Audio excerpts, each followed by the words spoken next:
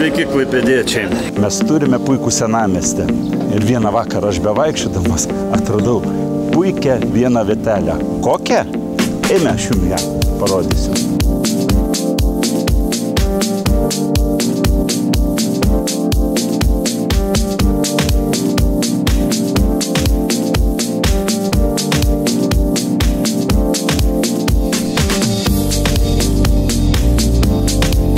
Ačiū už partiją, su pergale ir manau, kad miestiečius mes taip pat pakviesim į šitą aikštę, šitą gražią senamiesčio širdį, sužaisti šaškiam.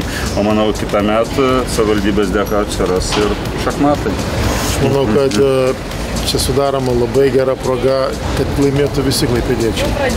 Ateit čia, išlieti emociją ir nusiramintom pačiu, žaidžiant tokį tikrai labai taikų žaidimą kaip šaškės. Tai yra puikiai dovana. Ačiū labai. Sėkmės.